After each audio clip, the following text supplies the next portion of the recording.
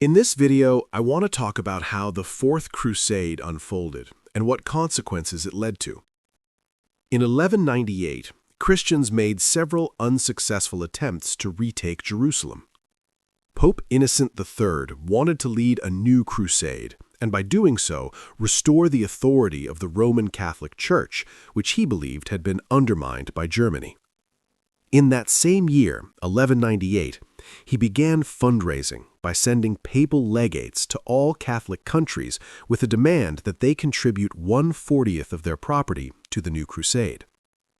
In his crusading letter, Innocent III, the Pope, promised all knights who took part in the war for the Holy Land exemption from taxes, cancellation of debts, protection and inviolability of their property, and new lands. This message attracted huge numbers of poor people and debtors who hoped to improve their situation through the crusade. However, the high nobility and kings were in no hurry to join, since many were occupied with local wars. The church sent priests to knightly tournaments and assemblies to persuade warriors to help liberate the Holy Land. The most famous preacher was Fulk of Nayli, who is said to have drawn 200,000 fighters to the crusade and raised vast sums of money.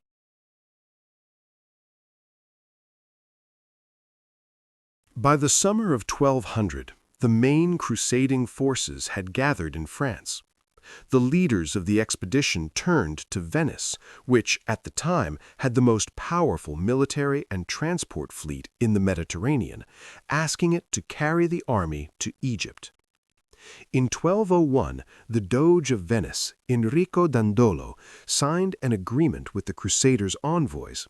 Venice would join the crusade and transport 4,500 knights, 9,000 squires, and 20,000 infantrymen, on the condition that it receive payment of 85,000 marks of silver. By June 1202, the fleet was fully prepared. However, only about a third of the expected participants arrived in Venice. The rest were traveling via Flanders, Marseille, and Apulia, or were delayed on the way. Despite selling personal valuables and mobilizing every available resource, the Crusade's leaders were able to raise only part of the required sum. The Crusaders were effectively stuck on the island of Lido and suffered an acute shortage of food and supplies, which caused discontent and threatened to break up the expedition. In these circumstances, Doge Dandolo offered the Crusade's leader, Marquis Boniface of Montferrat, a postponement of the payment on the condition that the Crusaders provide military assistance to Venice in capturing the Dalmatian port of Zadar, a major rival of Venice, which had recently come under the control of the Hungarian king, who had also taken the cross. Despite the Pope's direct ban on taking up arms against Christians, and despite protests from some Crusaders who refused to take part and left the camp, among them Simon de Montfort, the future leader of the crusade against the Albigensians, the expedition's leaders accepted Venice's terms. After a 2-week siege, on 24 November 1202, Zadar was taken by assault and subjected to looting. Since the sailing season was ending, the Crusaders were forced to spend the winter in the captured city. Soon, armed clashes broke out between the Franks and the Venetians, causing significant casualties. Only with great difficulty were the leaders able to restore order. When Pope Innocent III learned of the capture of Zadar, he excommunicated all participants in the crusade. However, for political reasons, he soon lifted the excommunication from the Crusaders, formally leaving it in place only for the Venetians, the initiators of the attack, and he allowed the crusade to continue using the Venetian fleet for further operations. The organizers of the Fourth Crusade, inspired by Pope Innocent III, initially made major efforts to strengthen the Crusaders' religious motivation and to remind them of their mission to liberate the Holy Land. Innocent III sent a letter to the Byzantine emperor urging him to join the crusade, while also reminding him of the need to restore church unity.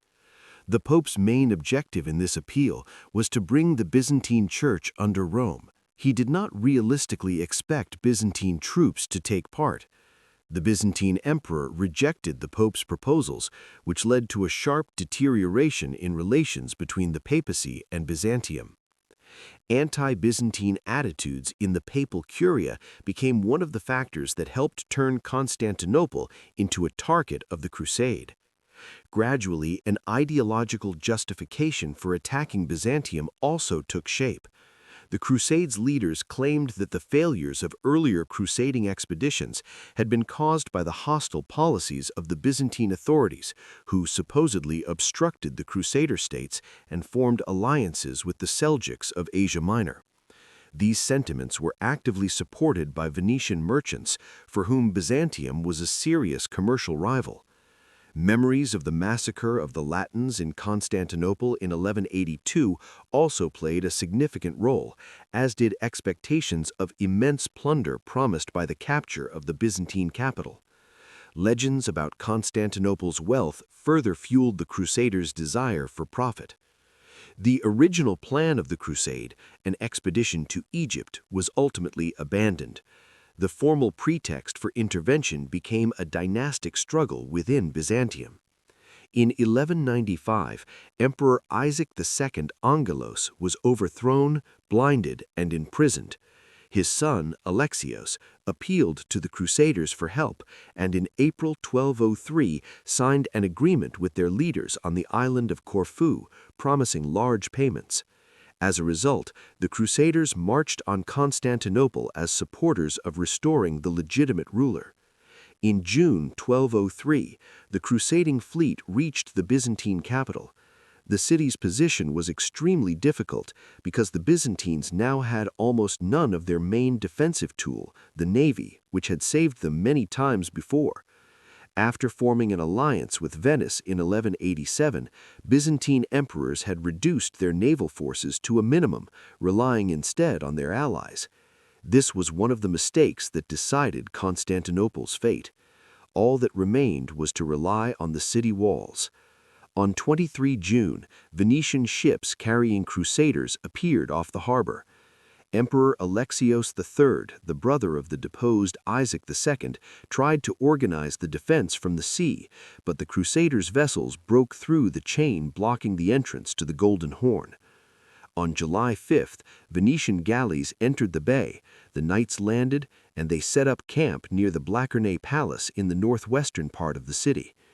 On September 17th, Alexios III's forces effectively capitulated to the Crusaders after they captured about 24 towers on the city's fortifications. This was followed by Alexios III fleeing Constantinople. The citizens then freed the deposed Isaac II from prison and proclaimed him emperor. This did not satisfy the Crusaders at all, because they would then lose the huge sums of money promised by Isaac's son Alexios. Under Crusader pressure, Alexios was proclaimed emperor, and for about 5 months, father and son ruled jointly. Alexios made every effort to raise the money needed to pay the Crusaders, and as a result, the population suffered terribly from heavy exactions. Tensions in the capital kept rising. The Crusaders' demands for money intensified hatred between Greeks and Latins, and almost all townspeople came to hate the emperor. Signs of an impending uprising appeared.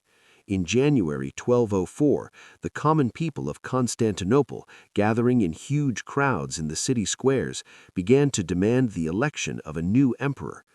Isaac II appealed to the Crusaders for help, but one high official, Alexios Mortsouflos, exposed his intentions to the people. A revolt broke out in the city, and it ended with Alexios Mortsouflos being chosen as emperor. In the eyes of the Crusader leaders, the moment was favorable for seizing the Byzantine capital. Camping in a suburb of Constantinople, the Crusaders spent more than half a year not only influencing the life of the imperial capital, but also growing ever more inflamed at the sight of its riches.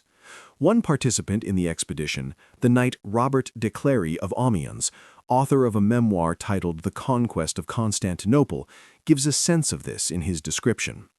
He wrote that there was such an abundance of wealth, so much gold and silver, and so many precious stones that it seemed almost unbelievable that such magnificence had been gathered there. The tempting prize whetted the Crusaders' appetites. Raiding parties made incursions into the city, bringing heavy suffering to its inhabitants, and churches began to lose part of their treasures. But the city's darkest time came in early spring 1204, when the Crusader leaders and Venetian representatives concluded an agreement to divide Byzantine territories, an agreement that also presaged the capture of the capital. The Crusaders decided to assault the city from the side of the Golden Horn near the Blascherny Palace. Catholic priests who accompanied the Crusader army did everything they could to support the fighting spirit of the soldiers. They willingly granted absolution to those who desired it before the coming assault, and instilled in the warriors the idea that capturing Constantinople was a godly act.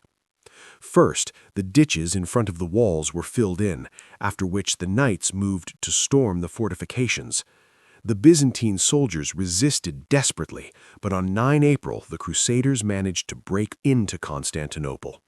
However, they could not hold their position inside the city, and the attack was renewed on 12 April. Using assault ladders, the leading group of attackers climbed onto the walls. Another group opened a breach in one section of the fortifications and then smashed several gates, now attacking from within. A fire broke out in the city and destroyed 2/3 of the buildings. Byzantine resistance collapsed, and Alexios Mortsouflos fled, though bloody street fighting continued throughout the day. On the morning of 13 April 1204, the head of the crusading army, the Italian Prince Boniface of Montferrat, entered Constantinople. The fortress city, which had withstood the assaults of many powerful enemies, was captured by an invader for the first time. What vast hosts of Persians, Avars, and Arabs had failed to achieve was accomplished by a knightly army numbering no more than about 20,000 men. Geoffrey of Villardown, a French participant in the crusade and author of the respected The Conquest of Constantinople, believed that the ratio of besiegers to defenders was 1 to 200. He expressed amazement at the Crusaders' victory, stressing that never before had such a small band of warriors besieged a city defended by so many. The ease with which the Crusaders took this enormous, well-fortified city was the result of the extremely acute social and political crisis that the Byzantine Empire was experiencing at that time. A significant role was also played by the fact that part of the Byzantine aristocracy and merchant class was interested in trade ties with the Latins. In other words, there existed within Constantinople a kind of fifth column. When Pope Innocent III learned that the Crusaders were heading for Constantinople, he was furious. He sent the leaders of the crusade a message reminding them of their vow to liberate the Holy Land and explicitly forbidding them to march on the Byzantine capital. They ignored him, and in May 1204 they sent Innocent a reply letter stating that Constantinople had been taken. They urged the Pope to reconsider his position and to accept the conquest of the Byzantine capital as a gift from God. Innocent also received reports of atrocities and desecration of churches during the sack of the city, but he apparently paid them no attention. He accepted the accomplished fact and gave it his blessing, agreeing that Baldwin was the lawful emperor and Morosini the lawful patriarch. The Fourth Crusade transformed from a journey to the Holy Sepulchre into a Venetian commercial enterprise that led to the Latin sack of Constantinople, revealed a deep crisis within the crusading movement. The result of this crusade was the final split between Western and Byzantine Christianity. Many people call the Fourth Crusade cursed because the Crusaders, who had sworn to return the Holy Land to Christianity, turned into dishonorable mercenaries who hunted only for easy profit. After looting the richest and largest city in Europe, they did not march on Jerusalem. Instead, they settled on Byzantine territory and founded their own state with its capital in Constantinople, the Latin Empire. Byzantium itself, after this crusade, ceased to exist as a state for more than 50 years. In place of the former empire, there appeared the Latin Empire, the Empire of Nicaea, the Despotate of Epirus, and the Empire of Trebizond, as well as the Kingdom of Thessalonica, the Duchy of Athens, the Principality of Achaia, and the Lordship of Negroponte. The Venetians founded the Duchy of the Archipelago, also called the Duchy of Naxos. Parts of the former imperial lands in Asia Minor were seized by the Seljuks, in the Balkans by Serbia, Bulgaria, and Venice. Only in 1261 did the Latin Empire fall and Byzantium was restored as an Orthodox monarchy, but it was never again able to reach its former power.